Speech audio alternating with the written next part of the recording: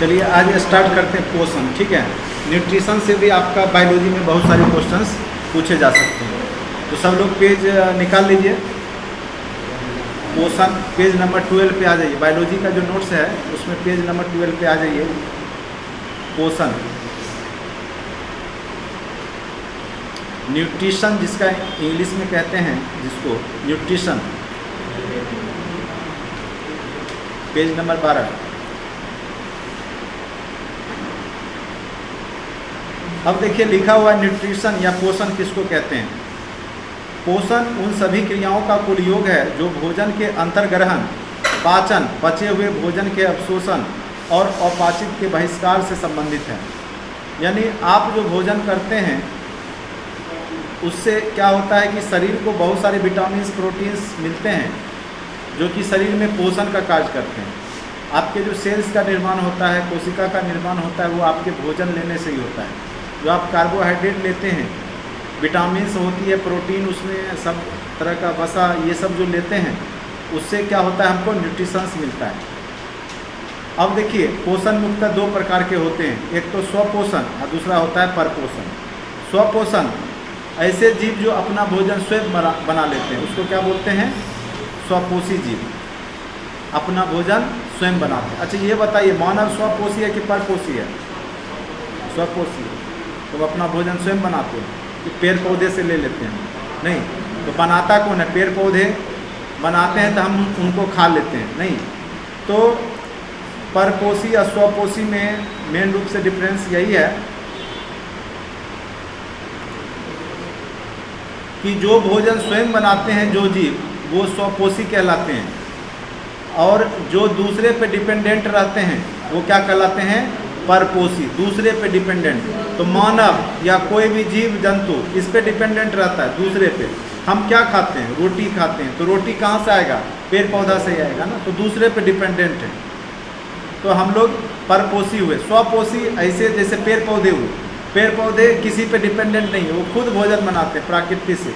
प्रकृति से sun light लेंगे, पानी लेंगे, वायु लेंगे, उससे अपना वो भोजन स्वयं बना लेते हैं। सभी एक कोशिकीय जीव, यूग्लिना, क्लेमाइडोमोनाज और वोल्वॉक्स, ये सारे जो जीव हैं ये स्वपोषी जीव कहलाते हैं। परपोषी जीव भोजन हेतु अन्य जीवों पर निर्भर करते हैं, उसको परजीवी, मृतोपरजीवी, कीटहारी पौधे भी कहते हैं।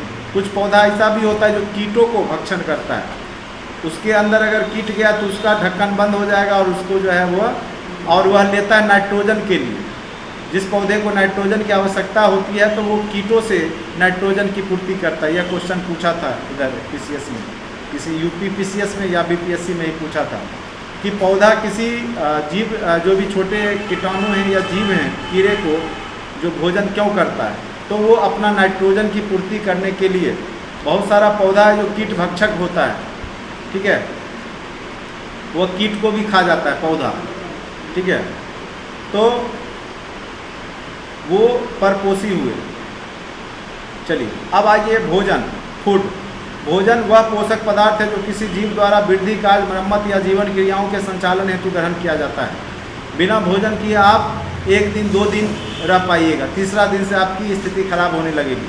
जब तक आपके अंदर जो स्टॉक है कार्बोहाइड्रेट का, वसा का या प्रोटीन का, तब तक आप जिंदा रहिएगा। अगर आपको भोजन नहीं मिलेगा, जब तक कि सेल्स के पास भोजन पहुंचेगा तभी आप जिंदा रहिए। सेल्स यानी कोशिका, कोशिका को भोजन मिलना बंद हो जाएगा, आपका जो है सेल्स खत्म होने लगेगा, डेड होने लगेगा, और अंत में आप भी डेड हो जाइएगा, क्योंकि सब एक दूसरे से जुड़ा हुआ है। भोजन क्या करता है, जो आप भोजन लेते हैं कार्बोहाइड्रेट के रूप में, वो सेल्स निर्माण करता है। आपके शरीर में जो माइटोकॉन्ड्रिया है, जो सेल्स का, वहाँ तक भोजन जाता है ग्लूकोज के रूप में, ठीक है, और उसी से डीएनए, आरएनए, जो भी जैविक क्रिया होता है उसी से बनता है। तो बिना भोजन के सहारे आप कुछ कर ही नहीं सकते हैं। और कुछ लोग 10 दिन 20 दिन, कुछ लोग 1 महीना तक भी जिंदा रह सकते हैं अगर उनके अंदर स्टॉक ज़्यादा है, वसा, फैट, प्रोटीन अगर स्टॉक है तो वो जिंदा रह सकते हैं, ठीक है। वो डिपेंड करता है कि उनका कितना यूज है। कुछ लोग 1 रोटी खा के जो है जिंदा है, और कुछ लोग जो है 20 रोटी खा के भी उसको भूख लगते रहता है भर दिन, नहीं। तो अब जो 20 रोटी खाने वाला है वो आदमी जल्दी मर जाएगा, अगर उसको भोजन नहीं दिया जाए तो वो पहले मरेगा, क्योंकि उसका जो आदत है जो शरीर का जो डिमांड है वो ज़्यादा है और उसको पूर्ति जो है नहीं हो पाएगा तो जल्दी मरेगा। आज जिसका भोजन है 1 रोटी, वो ज़्यादा दिन तक आपका जो है नहीं भी भोजन मिलेगा तो टिक जाएगा, क्योंकि उसको न के बराबर ही चाहिए सेल्स। तो जैसा आप भोजन लेते हैं जितना, वो शरीर उसी हिसाब से वो खर्च करता है। बाकी शरीर को जितना ज़रूरत होता है उतना ही उससे वो प्रोटीन विटामिन लेगा।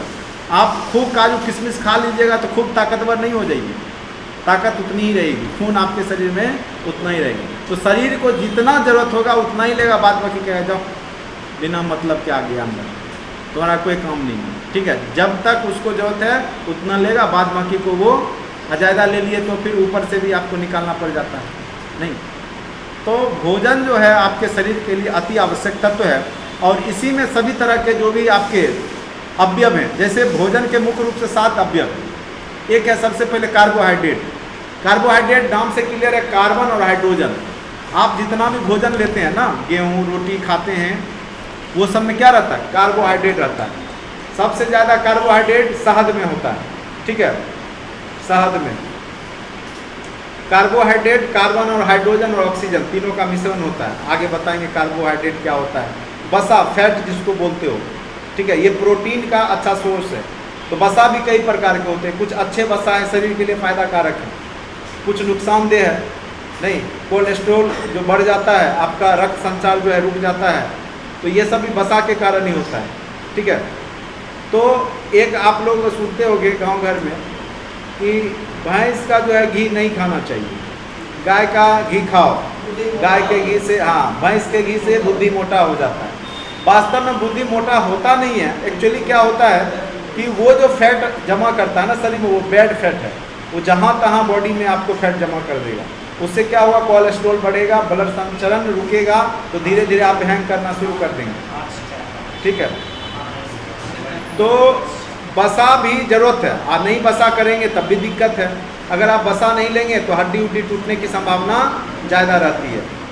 कहीं गिरे, पता चला पैर हाथ टूट गया, ठीक है। बहुत लोग का कि साइकिल पर से गिरा, पैर टूट गया, इतना कमज़ोर है भाई। तो उसके शरीर में वसा की जरूर ही कमी है, क्योंकि जो हड्डी को पकड़ के रखने का काम वसा ही करता है, मांसपेशी से, ठीक है। अगर वो छोड़ दिया तो तुरंत आपका टूट जाएगा, ठीक है। मोटा आदमी को जल्दी जो है पैर हाथ नहीं टूटेगा, क्योंकि गिरेगा, वो गद्दा लगा हुआ है नहीं, जंप कर गया। अब पतला आदमी का जो है हड्डी टूटने की संभावना ज़्यादा रहेगी, क्योंकि उसके शरीर में वसा नहीं है। जो पतला आदमी है उसके शरीर में वसा नहीं है, वो सारा जोर किस पे पड़ जाएगा? हड्डी पे पड़ जाएगा। ऐसे वसा रहेगा तो वसा पे पड़ेगा, ठीक है। और जिसके शरीर में जितना वसा होगा उसको उतना गर्मी का एहसास होगा। भैंसी को देखो, दिन में 2 बार नहाओ, तब जाकर के वो शांत रहेगी, क्योंकि उसके शरीर में वसा ज़्यादा रहता है। चलिए, प्रोटीन सेल्स का निर्माण करता है। आप जो भोजन लेते हैं उसमें जो प्रोटीन का मुख्य काम क्या है? सेल्स, कोशिका का बनाना। जो घाव अगर हो जाता है, या बॉडी बिल्डर सब प्रोटीन एक्स्ट्रा लेता है ना शरीर में, वो इसलिए लेता है कि उसको सेल्स बनाने की जरूरत है, मसल्स बनाने की जरूरत है। लेकिन अगर ज़रूरत से ज़्यादा ले लेगा प्रोटीन तो वो भी हानिकारक है। गठिया सुनते होंगे, बीमारी हो जाता है, तो उसमें क्या होता है? सेल्स ज़्यादा बनने लगता है शरीर में, और जब सेल्स ज़्यादा बनेगा तो वो क्या करेगा? हड्डी का जो जॉइंट है उसको जाम करना शुरू कर देगा। अगर वो लोग मटर का सेवन या प्रोटीन युक्त सोयाबीन या एक्स्ट्रा ले लेगा, तो भोजन में उतना ही प्रोटीन लेना है जितना आपका शरीर पचा रहा है। अगर आप ज़्यादा प्रोटीन ले लेंगे तो वो भी हानिकारक है, ठीक है। तो ये सब अवयव का लिमिट मात्रा में ही आपके शरीर में जाए तो बेहतर है। जैसे विटामिन हो गया, विटामिन का भी जरूरत है। विटामिन नहीं लीजिएगा तरह तरह का बीमारी हो जाएगा। Vitamin A, vitamin B, C, D अभी चर्चा करेंगे। विटामिन ए का रासायनिक नाम क्या है? रेटिनॉल। कई बार पूछ देगा। विटामिन बी का थायमीन नहीं। उसके बाद जो है विटामिन सी का एस्कॉर्बिक एसिड। इसको एक ट्रिक से याद रखते हो, रथ पर एक टॉफी। क्या ट्रिक है? रथ पर एक टॉफी। रथ पर एक टॉफी है, तुमको खाना है। र पर रेटिनॉल विटामिन ए, थ पर थायमीन विटामिन बी, ठीक है। उसके बाद A for ascorbic vitamin C, क पर कैल्सीफेरॉल विटामिन डी, ट पर टेकोफेरॉल विटामिन ई, लास्ट में विटामिन के क्या हो गया? फोलिक्यूनॉन। नहीं, फॉलिक क्विनोन होता है जो विटामिन के कहलाता है। तो ये आपको रासायनिक नाम पूछ देगा। कई बार पूछा कौन इसमें जल में घुलनशील है कौन नहीं है, तो विटामिन बी और सी सिर्फ जल में घुलेगा, और KEDA नहीं घुलेगा। ऐसे भी कीड़ा को पानी में रखोगे घुलेगा रे? नहीं घुलेगा। KEDA कीड़ा, कीड़ा को पानी में रखेंगे तो घुलेगा? नहीं घुलेगा। तरीका से याद रखिएगा, विटामिन KEDA कीड़ा जल में घुलनशील नहीं है, बाकी बी और सी तुरंत घुल जाएगा। बी और सी जल में क्या हो जाता है? घुलनशील। विटामिन आगे चर्चा होगा। जल भी बहुत ही महत्वपूर्ण है। आपके शरीर का लगभग कितना परसेंटेज पार्ट जल है? नहीं, लगभग वही 70-75 के आसपास जल का मात्रा रहता है। ठीक है, 65 से 70 के बीच में रहता है। तुम 80 बोलो, थोड़ा ज़्यादा बोल दिया, 80 नहीं रहता है। हाँ, और ब्लड, ये वाटर रहना बहुत ही ज़रूरी है शरीर में। अगर कम वाटर है तब भी हानिकारक है, ज़्यादा ले लोगे तब भी हानिकारक। इसीलिए सबका लिमिट है। अति सर्वत्र वर्जित, अत्यधिक कहीं भी अच्छी बात नहीं है। ठीक है, खनिज लवण में भी हम लोग पढ़ेंगे, बहुत सारा खनिज है। ठीक है, जैसे आपको आयरन चाहिए, अगर आपके शरीर में खून नहीं बन रहा है तो फॉलिक एसिड, जाओगे डॉक्टर के यहाँ तो फॉलिक एसिड का टेबलेट दे देगा। खास करके महिलाओं को जो रक्त की कमी हो जाती है तो उस केस में उनको आयरन की गोली दे दिया जाता है। तो आयरन का काम है आपके शरीर में हीमोग्लोबिन बनाना, और उससे आपका शरीर में खून बनेगा। खून बनेगा तो सारा बीमारी जो है, भूत ऊत आता है, वो सब आना बंद हो जाएगा। वर्कियो सबसे ज़्यादा भूत प्रेत जो है महिलाओं को पकड़ता है। उसके पीछे एक ही रीजन है, उनके शरीर में खून की कमी होनी। ठीक है, वो कमी दूर हो जाएगा या तो भगत जी दूर कर दें। 4 बेत मारे ब्लड सर्कुलेशन फ्री है, नहीं उससे भी हो सकता है। चलिए, या अपने आप भी दिमाग अस्थिर हुआ तो ठीक हो जाती है। मोटा चारा, ये सारे जो हैं। चलिए, अब है कार्बोहाइड्रेट। कार्बोहाइड्रेट पीली हाइड्रोक्सी एल्डिहाइड अथवा कीटोन होते हैं जो CHO के मिश्रण होते हैं। किसके मिश्रण होते हैं? CHO, C for carbon, H for hydrogen, O for oxygen. इसमें रेशियो होगा 1:2:1, यानी 1 अनुपात में रहेगा आपका कार्बन, 2 अनुपात में हाइड्रोजन और 1 अनुपात में फिर ऑक्सीजन। सामान्य सूत्र CnH2O, N क्या है? कार्बन परमाणुओं की संख्या। अब आ जाइए, कार्बोहाइड्रेट हमारे शरीर हेतु मुक्त ऊर्जा के स्रोत हैं। आप कितना भी दूध पी लीजिए, दूध में तो कार्बोहाइड्रेट है, लेकिन बहुत सारा आप फल फ्रूट्स खा लीजिए तो आपको ताकत नहीं मिलेगा।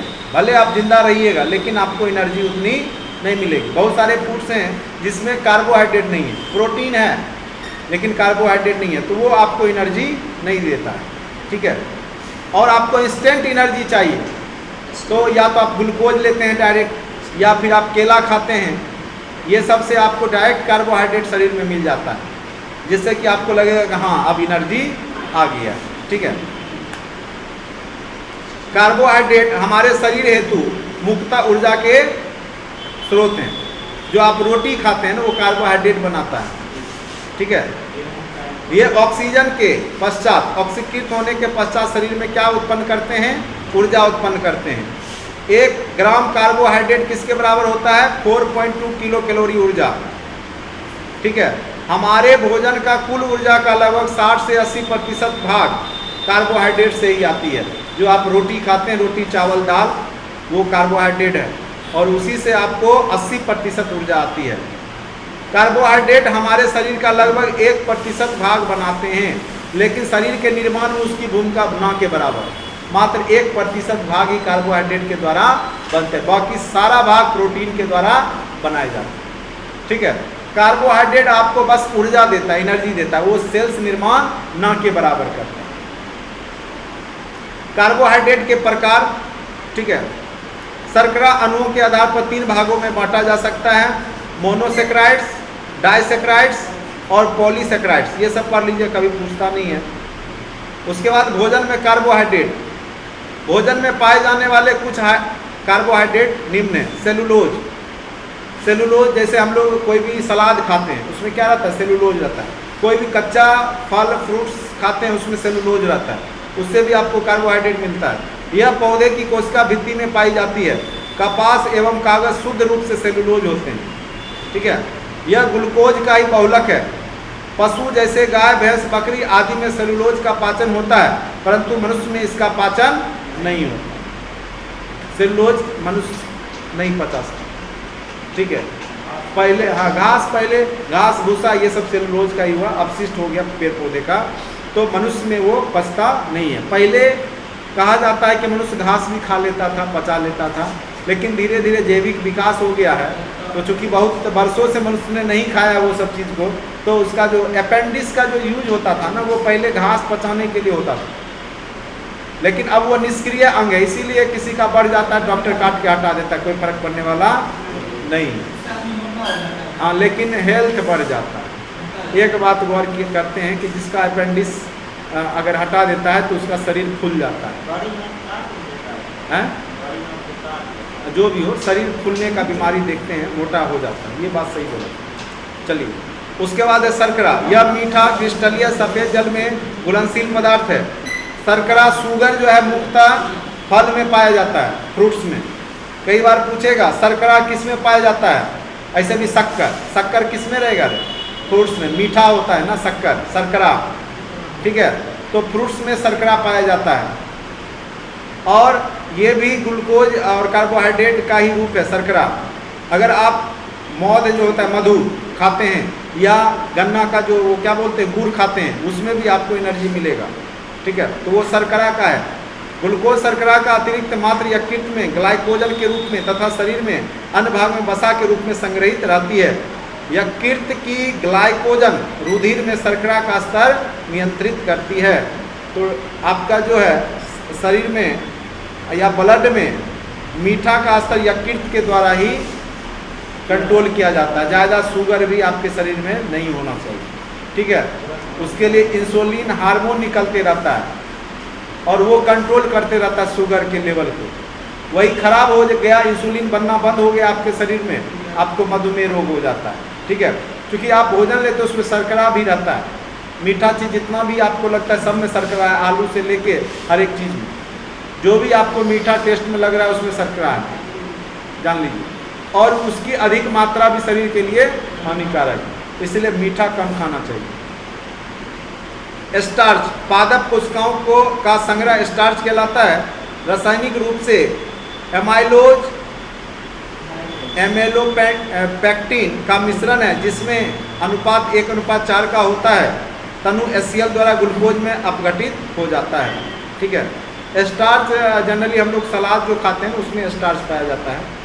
अब आ जाइए कार्बोहाइड्रेट के सोर्स।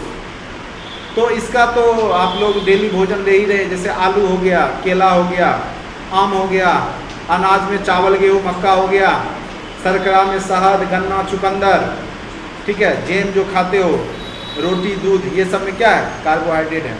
कार्बोहाइड्रेट की अत्यधिक मात्रा लेने से पाचन तंत्र संबंधी रोग हो जाए। ज़्यादा भोजन लोगे तो पाचन पे जोर पड़ेगा, तो उससे संबंधित रोग हो जाएगा, ठीक है। और ज़्यादा भोजन लोगे दूसरा बीमारी मोटापा हो जाएगा। बच्चों में जो मोटापा होता है उसका मेन रीज़न वही होता है कार्बोहाइड्रेट ज़रूरत से ज़्यादा लेना।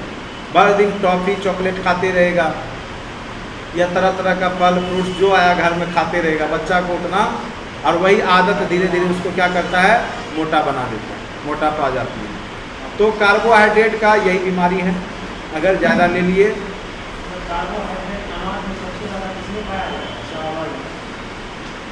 देखो गेहूं में सबसे ज़्यादा कार्बोहाइड्रेट होगा अगर अनाज के रूप में देखोगे तो, ठीक है। कार्बोहाइड्रेट जो है गेहूं में सबसे ज़्यादा होगा, ठीक है। और ऐसे शर्करा में देखोगे तो शहद में बहुत ज़्यादा रहता है।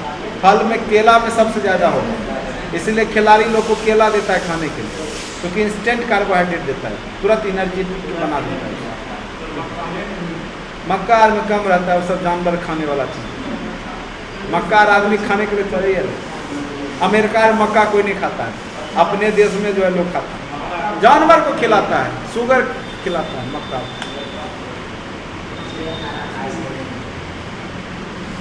चलिए अब है बसा, फैट्स। फैट्स जानते हो तुम लोग जो खाते हो, डालडा, रिफाइंड, घी, ये सब क्या है? बसा का ही रूप है। बसा वसीय अम्लों एवं ग्लिसरॉल से बना यौगिक है। इसमें कार्बन, हाइड्रोजन, ऑक्सीजन इसमें भी रहता है, लेकिन सबसे ज़्यादा ये ऊर्जा देता है शरीर को। इसमें अत्यधिक कैलोरी ऊर्जा होता है और 1 ग्राम बसा में 9.2 किलो कैलोरी ऊर्जा होता है, यानी बहुत ज़्यादा। कार्बोहाइड्रेट से ज़्यादा ऊर्जा किसके पास होता है? बसा के पास। इसीलिए महंगा भी होता है। 1 किलो घी का दाम देखो कितना होगा, 1 किलो गेहूँ का देखो नहीं। ये जल में अविलय होगा, जल में यह घुलता नहीं है। एसीटोन, बेंजीन, क्लोरोफॉर्म आदि में विलय होते हैं। यह कोशिका द्रव्य, कोशिका आदि में मुख्य रूप से पाई जाती है। जंतु बसा अर्ध ठोस होता है, जबकि वनस्पति बसाएं तरल रूप में होती है तथा तेल कहलाती है। जो आपका सरसों तेल है यह भी बसा है, तरल रूप में रहेगा। लेकिन कई बार सुनते होंगे कि नेपाल से डलडा आता है सस्ते दाम पे, 30-40 रुपये किलो आता था। पाम ऑयल, ठीक है, पाम ऑयल तो बहुत अच्छा चीज़ है रे, उससे भी खराब चीज़ बता रहे हैं। जो तुम लोग गोलगप्पा खाते हो ना, वो सब कौन सा डलडा में छानता है? जानवर जो मर जाता है ना, उसका क्या होता है कि आप जब वो वहाँ जाओगे, क्या बोलते हैं जहाँ पे उसको क्या करता है, काटता है, अरे नहीं, बूचर खाना। बूचर खाना में देखोगे खास करके वो सब गरीब का पाकिस्तान और में दिखाता है, कई बार देखते यूट्यूब पे, तो उसका जो गंदगी रहता है ना शरीर का पार्ट, मांस, उसको क्या करता है, टेम्परेचर आग पे देता है, उससे तेल निकलता है और वह तेल को जमा करके वो डलडा बनाता है। और वह डलडा जो है सस्ते दाम पे देता, बड़ी बहुत ही खतरनाक है, शरीर के लिए बहुत ही हानिकारक है। ठीक है, चीन में, तुमको नेपाल में, पाकिस्तान में, ठीक है, भारत में भी आता है वो, ऐसा थोड़े भारत में नहीं आता है। तो पूछना जो गोलगप्पा जो बेचता है उससे पूछना क्या रुपए डलडा लाते हो, या दुकान पूछता सबसे सस्ता डलडा कितने का, उस सबसे सस्ता 120 रुपये, वो पहले तो 35-40 रुपये देता था। तो वो क्या है ना, वो बसा कौन सा जानते हो? जानलेवा बसा है, कम खाया करो उसे, ठीक है। अब देखो चीनी में हड्डी से साफ करता है, ये तो है, उसमें जो साफ करने का केमिकल आता है हड्डी, हाँ उसमें रहता है, तो वो अंश ज्ञान रे, ये तो डायरेक्ट हो गया। अच्छा चलो तुम खूब खाओ, चलो खूब खाया करो, खूब खाओ, वो मंगा लो जंतु बसा, अर्ध ठोस होता है, ठीक है, ठीक है, डलडा जिसको बोलते हो। जबकि वनस्पति बसाएं तरल रूप में होती है। पेड़ पौधा का जो बसा होगा ना, वो जमेगा नहीं ठंडा में, उसको तेल बोलते हैं। जो जमा नहीं उसको तेल बोलेंगे, जो जम गया ठंडा में हाँ वो क्या हो गया आपका बसा, अब वो डालडा हो गया। बसा का हाइड्रोलिसिस लाइपेज एंजाइम द्वारा छोटी आंत में होता है, ठीक है। यह जो है एंजाइम बनाता है कहाँ पे? छोटी आंत। जो आप बसा लेते हैं वो पचता है आपका छोटी आंत से, उसका निष्कर्षण होता है। बसा के सोर्स क्या है? घी खाते हो, मक्खन, बादाम, चीज मतलब समझ रहे हो, पनीर, चीज, अंडा, उसके बाद है याक के मांस होगा, याक का मांस है, उसको योग कहते हैं। अच्छा ये सही है लिखा हुआ, हम खाते नहीं ना, हमको नहीं पता है। योग उसमें भी वसा रहता है, नहीं, मांस, सोयाबीन, ठीक है, सोयाबीन में भी वसा रहता है, तेल, सोयाबीन का तेल। उसके बाद सभी वनस्पतीय तेल जितने भी हैं वसा के प्रमुख सोर्स होते हैं। वसा की अल्पता से त्वचा सूखी हो जाती है। अगर ठंडा महीना देखते हो पैर हाथ सूखने लगता है, क्या करते हो?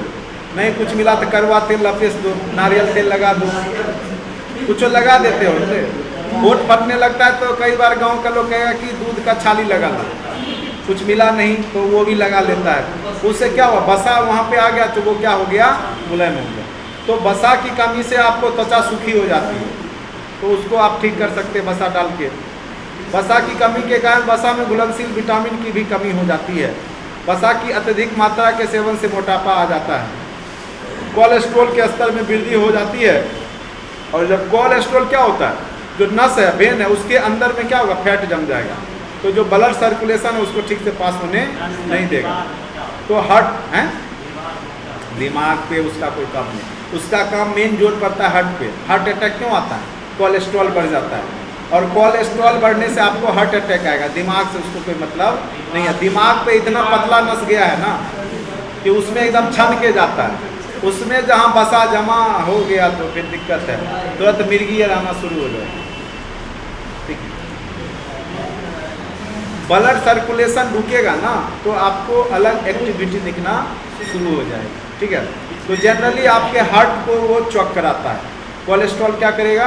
आजकल सुनता होगा कि बहुत ज़्यादा हीरो हीरोइन सब हार्ट अटैक से मर रहा है। उसके पीछे रीजन क्या है? एक तो वो लोग भोजन में मांस मछली ज़्यादा सेवन करता है, और दूसरा नंबर जो एक्सरसाइज जो योगा बॉडी बनाने के लिए वो लोग गलत सलत दवाई खा लेता है। ठीक है, जिस कारण से क्या होता है कि वो लोग का हार्ट चौक हो जाता है। अभी रिसर्च में बता रहा था कि क्यों हो रहा है, तो उसमें बताया गया कि ये लोग मांस सेवन ज़्यादा करता है, और दूसरा नंबर कि उसका भी जैसे कोई एक्सरसाइज होता है उसका भी प्रोसेस है, उसमें गड़बड़ सड़बड़ किया कि बस उसको जो है हार्ट पे जोर पड़ा, हार्ट अटैक आ जाता है। ठीक है, तो फिटनेस भी जरूरी है, लेकिन तरीका से। उसके लिए आप जो है गाइडर रखिए, गाइड करेगा उस हिसाब से। अब गाइडर को भी अच्छे से पता होना चाहिए, ये ना कि जहाँ तहाँ दिया गोर हाथ घुमा दिया बस हो गया, मामला गड़बड़ हो जाएगा। हार्ट अटैक संबंधी समस्या या कुछ भी हो सकता है। इसीलिए जिम और करो, लेकिन सोच समझ के करो, ज़्यादा नहीं करना। ज़्यादा करोगे तो हो सकता है कि उसका नुकसान ज़्यादा हो जाए, फायदा कम दिखे। चलो अब आते हैं प्रोटीन पे आते हैं। प्रोटीन शब्द जे बर्जीलियस ने 1930 में प्रतिपादित किया था। प्रोटीन किसका बहुलक होता है? अमीनो अम्ल। यह क्वेश्चन पीपीएससी में पूछा था। प्रोटीन किसका बहुलक होता है? तो अमीनो अम्ल का। बहुत ही इंपॉर्टेंट है। प्रोटीन किसका बहुलक होता है? अमीनो अम्ल का। अब देखिए, protein carbon, hydrogen, oxygen, nitrogen से बनी होती है। अमीनो अम्ल है तो नाइट्रोजन होगा ही। ठीक है, और प्रोटीन में सल्फर, फास्फोरस, लोहा भी पाया जाता है। प्रोटीन में लगभग 20 प्रकार के अमीनो अम्ल होते हैं। कितने प्रकार के? 20 प्रकार के। और 1 ग्राम प्रोटीन 4.1 किलो कैलोरी ऊर्जा देता है। अब प्रोटीन का कार्य क्या है? अब देखिए, इसमें प्रोटीन के रूप में ही आपके एंजाइम्स होते हैं शरीर में, जो भोजन पचाने का काम करता है। हार्मोन्स जो आपके शरीर को वृद्धि करता है, मस्तिष्क को कंट्रोल करता है। ठीक है, तो सबसे पहले आप देख लीजिए एंजाइम क्या करता है। जैव उत्प्रेरक है, जैव रासायनिक अभिक्रियाओं में सहायक होता है। ये एंजाइम क्या करेंगे? रासायनिक अभिक्रिया में भाग लेते हैं। आपके भोजन को पचाने में, सड़ाने में, गलाने में, ये सब एंजाइम का यूज होता है। आगे ग्रंथि पढ़ाएंगे तो उसमें एंजाइम की चर्चा होगी। फिर हार्मोन्स क्या होते हैं? शरीर के क्रियाओं को नियंत्रित करते हैं। देखो, अगर पुरुष में दाढ़ी मूंछ हो रहा है तो उसके पीछे भी हार्मोन्स जिम्मेदार होता है। ठीक है, तो अगर हार्मोनल इनबैलेंस हो जाएगा तो हो सकता है कि पुरुष है लेकिन उसको दाढ़ी ना आवे, लंबाई घट जाए, बॉडी नहीं बने, तो वो हार्मोनल इनबैलेंस के कारण हो सकता है। ठीक है, तो शरीर के क्रियाओं को जो बहुत लोग को देख रहे हैं नाटा हो जाता है, नाटा हो जाता है ना, बौना जिसको बोलते हो, बहुत लोग खूब लंबा हो जाता है, तो वो भी हार्मोनल इनबैलेंस के कारण ही हो जाता है। अगर कोई हार्मोन्स बनना बंद हो गया शरीर में लंबाई वाला, तो लंबा होगा ही नहीं, बढ़ेगा ही नहीं, वो वैसा का वैसा ही रह जाएगा। ठीक है, अब है परिवहन। प्रोटीन हेमोग्लोबिन विभिन्न पदार्थों का परिवहन करती है। हेमोग्लोबिन आपके शरीर में क्या करता है? जितना भी ऑक्सीजन है उसको कोशिका तक ले जाता है। इसीलिए हेमोग्लोबिन है तो आपका जो है ब्लड जो है सही ढंग से काम करता है। इसीलिए जब आप रक्त की कमी होती है तो उसमें हेमोग्लोबिन ही कम रहता है, नहीं, उसी से आप मापते हैं ब्लड शरीर में कितना है। इसका काम क्या है? जो अवयव हैं ब्लड से होते हुए सभी अंग कोशिका तक पहुंचाना। हेमोग्लोबिन मेन रूप से कार्य ऑक्सीजन पहुंचाने में करता है। संरचनात्मक प्रोटीन कोशिका एवं ऊतक का निर्माण करते हैं। सेल्स, जैसे घाव हो गया, टूट गया, तो ये सेल्स फिर बनता है शरीर में, अपने आप ठीक होता है। तो इसका निर्माण भी प्रोटीन के माध्यम से ही होता है। ठीक है, उसके बाद रक्षात्मक प्रोटीन। बहुत सारे प्रोटीन आपके शरीर में क्या करते हैं? आपको रोगाणुओं से रक्षा करते हैं, आपको बचाते हैं बीमारियों से। ठीक है, उसके बाद संकुचन प्रोटीन, ये पेशीय संकुचन या चलन हेतु उत्तरदायी होते हैं। आप जो चलते फिरते हैं, घूमते टहलते हैं, त्वचा को घुमाते हैं, तो इसके पीछे भी प्रोटीन उत्तरदायी होता है, जैसे मायोसिन, एक्टिन, ये सब आपके शरीर में लोचशीलता लाता है, ठीक है, संकुचन प्रोटीन कहलाता है। तो इतने प्रकार के प्रोटीन हैं जिनका अलग अलग काम है। प्रोटीन के सोर्स क्या हैं? तो सबसे अच्छा सोर्स आप दाल यूज कर सकते हैं भोजन में, मछली, अंडा, पत्तीदार सब्जी, हरा सब्जी, दूध, फल, सोयाबीन, मटर, सेम, पनीर, दही आदि, ये सब में प्रोटीन बहुत ज़्यादा मात्रा में रहता है। सबसे ज़्यादा प्रोटीन सोयाबीन में होता है, ठीक है। सोयाबीन में वसा भी होता है और प्रोटीन भी सबसे ज़्यादा सोयाबीन में होता है, ठीक है। हाँ, जो बीज होता है सो, ये सिट्ठी नहीं, ये तो सिट्ठी रहता है। जो सोयाबीन आप लोग खाते हैं मार्केट में, उसमें से क्या होता है, सब वसा वसा निचोड़ लेता है, तब जो बचा, जैसे खल्ली होता है ना सरसों का, वही खल्ली हुआ वो, ठीक है। हाँ, लास्ट में देखो उसमें भी क्या होता है कि जिसमें कुछ बचा रहता है तो वो न्यूट्रिला का आता है ना, वो अच्छा वाला, उसमें कुछ रहता है, ठीक है।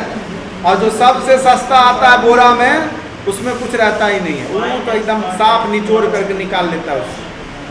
तो यहाँ पे जो हम सोयाबीन बात कर रहे हैं वो दाना वाला, दाल वाला जो रहता है वो सोयाबीन, वो जाके मत खाना, वो बोरा में रहता है, उस सब में कुछ नहीं रहता है, ठीक है। उसमें कोई प्रोटीन और बनने वाला नहीं है, हाँ वो बस वो, हाँ वो प्रोटीन बनाएगा आपके शरीर है। ज़्यादा ले लोगे तो फिर दिक्कत है, गठिया उठिया पकड़ लेंगे। लिमिट मात्रा में कुछ भी लेते हो तो कोई दिक्कत नहीं है, बस ये जान लिए ऑप्शन देगा तो मार दीजिएगा, सोयाबीन में सबसे ज़्यादा प्रोटीन है। प्रोटीन तक हो गया, अब आगे आ जाइए खनिज लवण, ठीक है।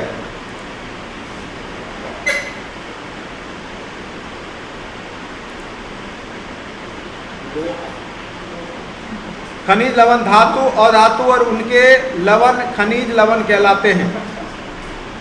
खनिज लवण हमारे शरीर का 4% भाग बनाते हैं। 1% कार्बोहाइड्रेट, 80% कौन बनाता है? प्रोटीन। और 4% भाग कौन बनाता है? खनिज। खनिज में भी 2 प्रकार खनिज हैं, एक बृहद पोषक तत्व, एक सूक्ष्म पोषक तत्व। जिसको शरीर में ज़्यादा मात्रा में आवश्यकता है वो बृहद पोषक तत्व कहलाता है। जैसे में कैल्शियम, जितना हड्डी हुआ, दांत हुआ, ये सब कौन बनाएगा शरीर में? कैल्शियम और फास्फोरस। उसके बाद है पोटेशियम, गंधक, सोडियम, क्लोरीन, जो नमक खाते हो NaCl रहता है, सोडियम क्लोराइड, मैग्नीशियम, ये सब को शरीर में ज़्यादा जरूरत है, ठीक है। आप जो दवाई लेते हैं ना, वास्तव में क्या होता है वो, जैसे आपको सर दर्द कर रहा है या कोई शरीर में कमजोरी है, तो यही खनिज लवण रहता है, उसमें पोषक तत्व रहता है। किस खनिज के कमी से क्या बीमारी होता है? जैसे आपको कमर धर रहा है, कमर में प्रॉब्लम है, हड्डी दर्द कर रहा है, कैल्शियम आपको दे देगा डॉक्टर, कैल्शियम का टेबलेट दे देता है। क्यों दे देता है? क्योंकि हड्डी का निर्माण कैल्शियम करता है। आप टेबलेट खाइएगा और ज़रूरत से ज़्यादा खा लीजिएगा, पेट में पथरी हो जाएगा, पेट में पथरी भी हो जाएगा अगर आप ज़रूरत से ज़्यादा कैल्शियम ले लिए तब, ठीक है। सूक्ष्म पोषक तत्व में जरूरत है, जैसे आयोडीन है, जो नमक में आप लेते हैं, नहीं, आयोडीन युक्त नमक। लोहा आप लेते हैं, जैसे पालक उलक में लोहा बहुत ज़्यादा रहता है, तो ये सब को उतना जरूरत नहीं है शरीर में। आप पानी पीते हैं ना, अब ये वाला वाटर में नहीं रहेगा आयरन, लेकिन जो पुराना वाला जो चापाकल से हम लोग चला के पीते तो उसमें आयरन और ऐसे ही मिल जाता था, गंधक आयरन से। आजकल देखिए बहुत तरह का नया बीमारी आ गया लोगों के बीच में, तो वो पानी पीने के कारण भी आ रहा है। पानी, एक बीमारी आपका दूर हुआ, पेट संबंधी बीमारी में कमी आई है, लेकिन दूसरा बीमारी आपको अब ज़्यादा हो रहा है, ठीक है। शरीर में दर्द रहना, नहीं, हड्डी का प्रॉब्लम होना, ठीक है, ये सब कहीं ना कहीं खनिज जो आपके शरीर में घट रहा है। ऐसे क्या, चापाकल से आप डायरेक्ट कच्चा जो, अब ये जो बनता है ना प्योर वाटर, 20 लीटर को एकदम छान के सारा खनिज अलग कर देता है, नहीं तो जा कर के बनता है। तो आपको शरीर में जो पहले खनिज जो मिलता था वो मिल नहीं रहा है, तो उससे भी कहा जाता है कि बहुत सारा बीमारी हो रहा है। कुछ बीमारी को ये दूर भी किया है, ठीक है। पेट से संबंधित जो भी बहुत सारा प्रॉब्लम पहले लोगों को देखने को मिलता था, हाँ, वो कुछ कमी हुआ है, लेकिन दूसरा बीमारी आ गया। तो कहीं ना कहीं फ़ायदा नुकसान हर एक चीज़ का है। अब आ जाए खनिज लवण के सोर्स क्या होते हैं। जीव द्वारा खनिज लवण भोजन के पदार्थों के रूप में लिए जाते हैं। जैसे दूध लेते हो तो दूध में बहुत सारा जो है खनिज लवण रहता है, अंडा लेते हो, मांस लेते हो, फल सब्जी, नमक, ये सब में पाए जाते हैं। जब आपका इससे पूर्ति नहीं होता है, क्योंकि एक्चुअली क्या बिहार जैसे राज्यों में भोजन ही नहीं मिलता है, गरीब लोग को दूध ही नहीं मिलता है, फल ही नहीं मिलता है, तो उनके शरीर में प्रॉब्लम होगा। तो दूध से सस्ता उनके लिए टेबलेट है, नहीं दूध वो नहीं खरीद पाएंगे, वो टेबलेट ही खरीद करके अपना जो है बीमारी दूर करते हैं। लेकिन अगर आदमी भोजन सही से करे ना, ढंग से, जो 2400 कैलोरी ऊर्जा चाहिए, फल फूल सब्जी जो भी है अच्छे से ले, तो बहुत सारा बीमारी उसको ऐसे ही नहीं होगा, बहुत सारा बीमारी ऐसे ही नहीं होगा। अब आ जाइए एफी, लोहा का क्या काम है आपके शरीर में? हेमोग्लोबिन जो बनता है वो लोहा के कारण ही बनता है, एफी, ठीक है। हेमोग्लोबिन का जो लाल रंग का होना जो रुधिर में पाया जाता है, ठीक है, और इसको श्वसनी वर्णक भी कहते हैं, क्योंकि ऑक्सीजन को यही हेमोग्लोबिन ही ले जाता है शरीर के कोशिका तक। यकृत, वृक्क, अंडा, अमरूद, बाजरा, रागी होना चाहिए, पालक आदि मनुष्य के लिए लौह के मुख्य सोर्स हैं।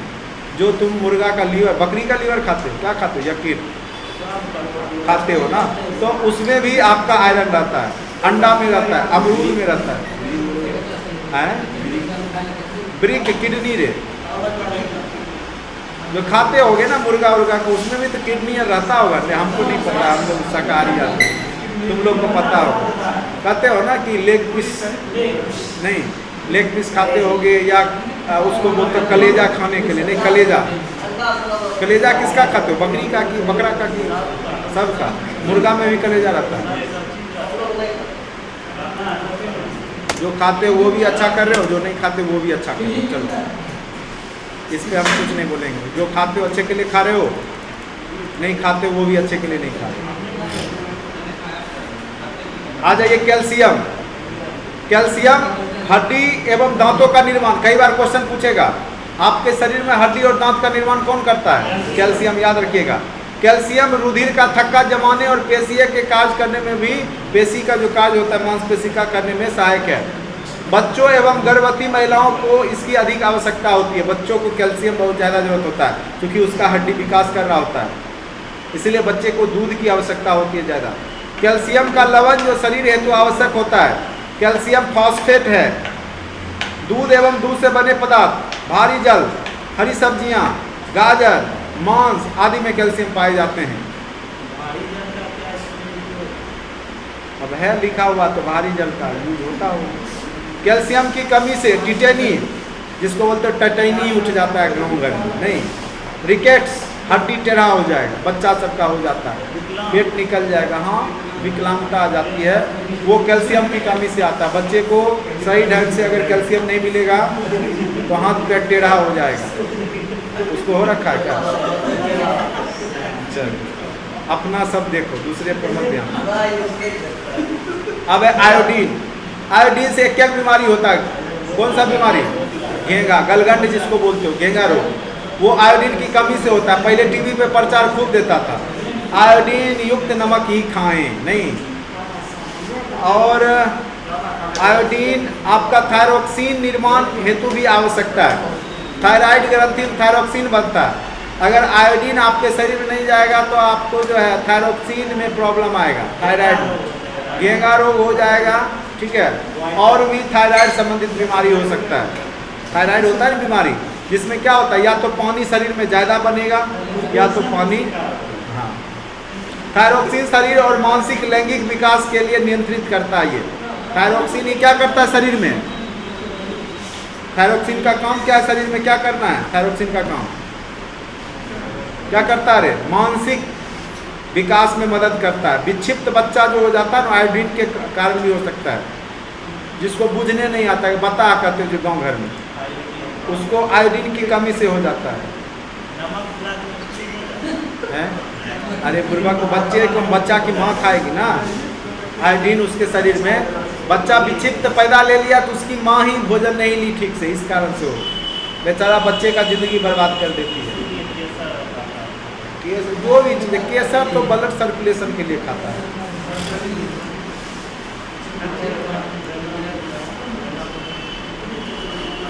हमारे शरीर में जो आयोडीन होता है कहाँ से मिलता है? देखो, प्याज जो खाते हो, प्याज में भी आयोडीन रहता है।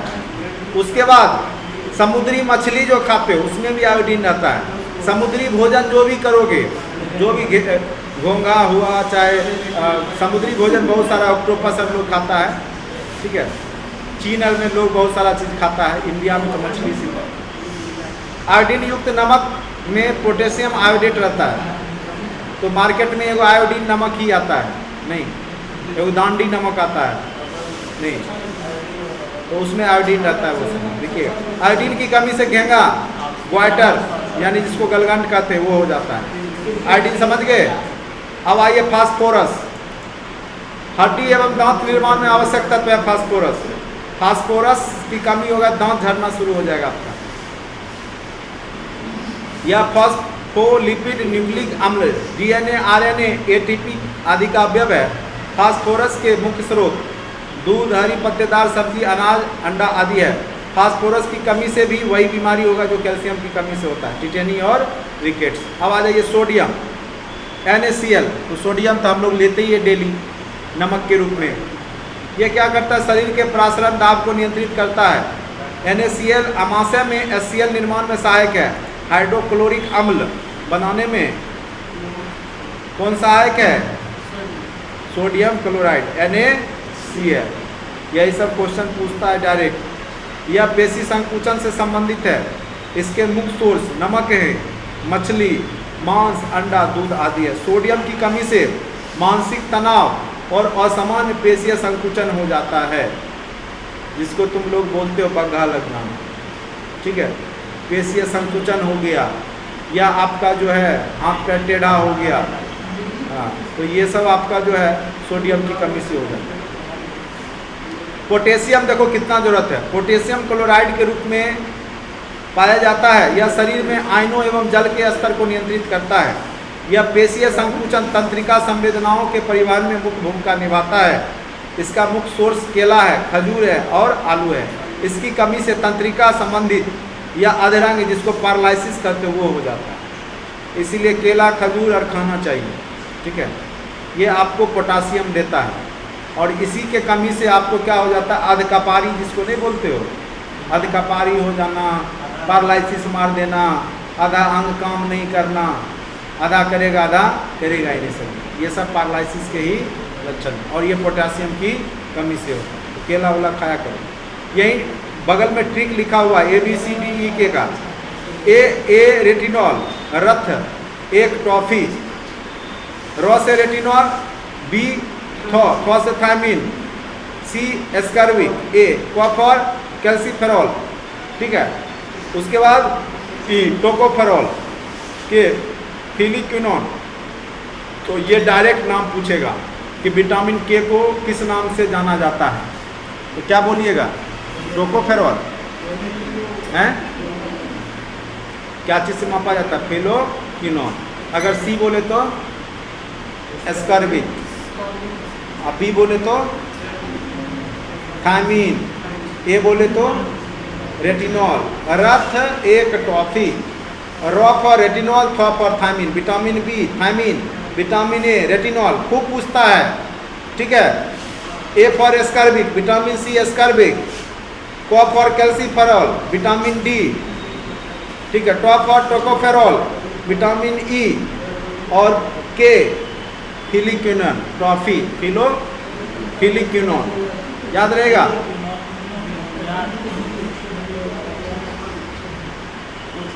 क्या हुआ रे?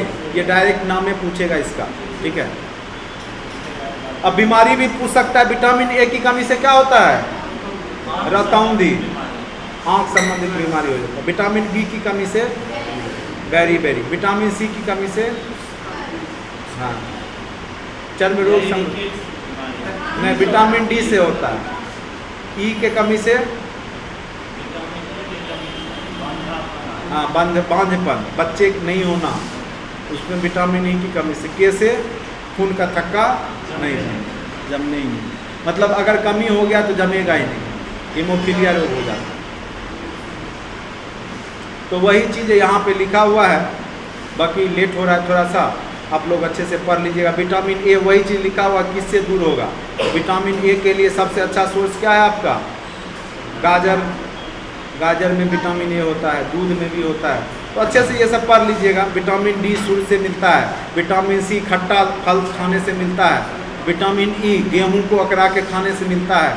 और विटामिन के किससे मिलता है? यहाँ लिखा हुआ है, सब लिखा हुआ है, अच्छे से पढ़ लेना। टमाटर, फूल गोभी, पालक, ये सब में विटामिन के रहता है। हाँ, 120 दिन का रेड ब्लड सेल। 120 दिन में वो तुम निकालो चाहे नहीं निकालो, ख़त्म हो जाएगा पीलिया में जाकर। 120 दिन ही जिंदा रहता है आपका आरबीसी। इसीलिए कोई ब्लड दान मांगे तो चुपचाप जाके दे दिया करो, घर वाला कुछ नहीं जरूरत नहीं। आज इतना ही रहने देते हैं क्या अमित? कोई दिक्कत भी है? नोट्स प्रिंट कराया था इसका? हाँ चलो ठीक है, तो इसको एक बार अच्छे से पढ़ लेना। आज काम हो गया।